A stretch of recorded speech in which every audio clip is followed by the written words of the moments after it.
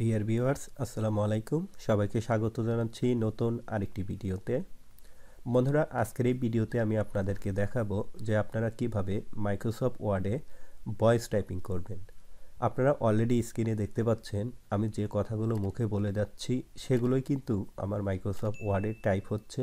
আজকের এই ভিডিওতে আমি আপনাদের সাথে সেই বিষয়টি শেয়ার করব যে কিভাবে আপনারা মাইক্রোসফট ওয়ার্ডে ভয়েস টাইপিং করবেন। নর্মালি আমরা যদি মাইক্রোসফট ওয়ার্ডে কোনো ডকুমেন্ট টাইপ করি সেই ক্ষেত্রে আমাদের এক পৃষ্ঠা টাইপ করতে মিনিমাম 20 থেকে 25 মিনিট সময় লেগে যায়। কিন্তু বন্ধুরা, আমরা সেই কাজটি যদি মাত্র 2 থেকে 3 মিনিটের ভয়েস টাইপিংয়ের মাধ্যমে করে নেই তাহলে কিন্তু আমাদের অনেক সময় বেঁচে যাবে। সো বন্ধুরা, আজকের ভিডিওতে আমি আপনাদেরকে সেই বিষয়টি দেখাবো যে কিভাবে আপনারা আপনাদের এমএস ওয়ার্ডে ভয়েস টাইপিং করবেন। সো বন্ধুরা, এক্সপার্ট হতে চাইলে অবশ্যই ভিডিওটি কন্টিনিউ করতে হবে। সো তাহলে কথা না বাড়িয়ে চলুন শুরু করছি মূল video. Welcome back to computer screen. So বন্ধুরা, আপনারা যদি আপনাদের কম্পিউটারে ভয়েস টাইপিংয়ের কাজ করতে চান তাহলে অবশ্যই আপনার কম্পিউটারে ইন্টারনেট সংযোগটি থাকতে হবে। আর আপনার কম্পিউটারে যদি ইন্টারনেট সংযোগটি না থাকে তাহলে কিন্তু আপনি এই কাজটি করতে পারবেন না। সো আমি ধরে নিচ্ছি আপনার কম্পিউটারে ইন্টারনেট সংযোগটি রয়েছে। এখন আপনাকে যে কাজটি করতে হবে, আপনাকে যে কোনো একটি ব্রাউজার অথবা আপনার যে জিমেল সেকশন রয়েছে সেখানে প্রবেশ করতে হবে। আপনি যদি আপনার জিমেল সেকশনে প্রবেশ করেন আপনার সামনে এইরকম একটি ইন্টারফেস দেখতে পারবেন।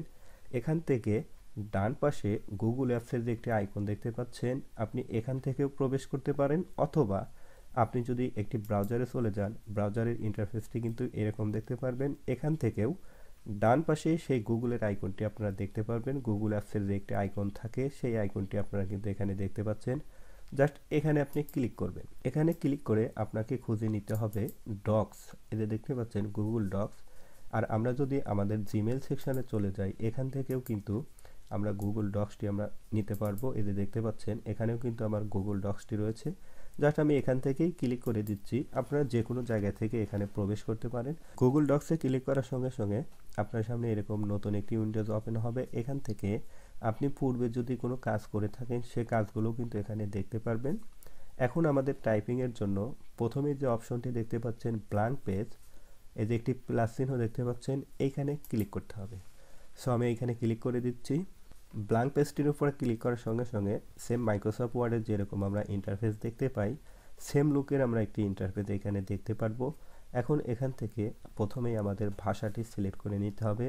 সো উপরে দেখতে পাচ্ছেন এখানে ল্যাঙ্গুয়েজ অর্থাৎ ফন্টের যে একটি অপশন রয়েছে, আপনি যদি এই ড্রপ ডাউনে ক্লিক করেন এখান থেকে উপরে দেখতে পাচ্ছেন মোর ফন্টস, এই মোর ফন্টসে ক্লিক করতে হবে। এখান থেকে প্রথমের যে অপশনটি দেখতে পাচ্ছেন এই যে স্ক্রিপ্ট অল স্ক্রিপ্ট, এখানে ড্রপ ডাউনে ক্লিক করে এখান থেকে প্রথমে আপনার বাংলা ভাষাটি সিলেক্ট করতে হবে। বাংলা ভাষাটি সিলেক্ট করলেই দেখতে পাচ্ছেন এখানে অনেকগুলো বাংলা ফন্ট আপনি দেখতে পারবেন। এখান থেকে আপনি যে ফন্টগুলো ব্যবহার করতে চান যা সেগুলোকে সিলেক্ট করতে হবে। সো আমি এগুলোকে সিলেক্ট করে নিচ্ছি। এখন জাস্ট এখান থেকে ওকে বাটনে ক্লিক করতে হবে। এখন আমাদের এখানের কাজ শেষ। এখন আমাদের টাইপিংয়ের পালা। সো টাইপিংয়ের জন্য উপরে যে মেনু বারগুলো দেখতে পাচ্ছেন এখানে যে টুলস একটি অপশন রয়েছে, জাস্ট এই টুলসের উপর ক্লিক করতে হবে। টুলসের উপর ক্লিক করার পর নিচে দেখতে পাচ্ছেন ভয়েস টাইপিং। আপনি এটি কিবোর্ড শর্টকাটের মাধ্যমেও আসতে পারবেন। Ctrl+Shift+S বাটন প্রেস করলেও কিন্তু আপনি সরাসরি এই অপশনটি পেয়ে যাবেন। জাস্ট আমি এখানে ক্লিক করে দিচ্ছি। ক্লিক করার সঙ্গে সঙ্গে দেখতে পাচ্ছেন আমাদের ভয়েস টাইপিংয়ের যে একটি মাইক আইকন সেটি কিন্তু এখানে শো করছে। এখন এখান থেকেও আমাদের ভাষাটি সিলেক্ট করে দিতে হবে।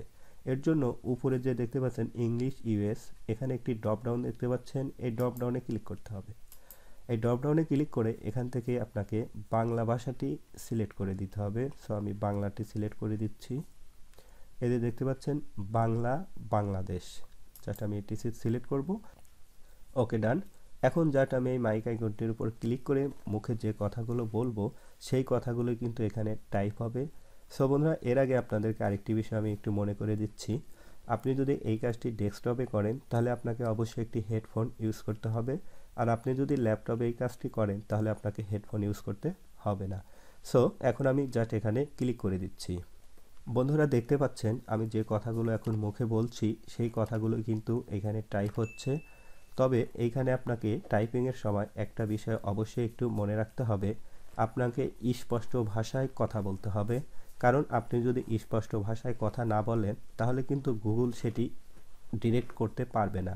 তাই আপনাকে অবশ্যই কথাগুলো স্পষ্ট বলতে হবে। এইভাবে আপনারা আপনাদের স্ক্রিপ্টগুলো এখান থেকে টাইপ করে নিতে পারবেন নিমেষেই। এখন আমি যদি এই ভয়েস আইকনটির উপর আবার ক্লিক করি তাহলে কিন্তু আমার টাইপিং বন্ধ হয়ে যাবে। সো বন্ধুরা, আমি এখানে এখন স্টপ করে দিচ্ছি।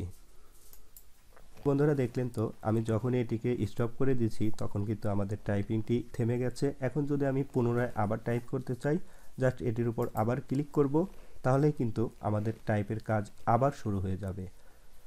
এখন আমি আবার বন্ধ করে দিচ্ছি।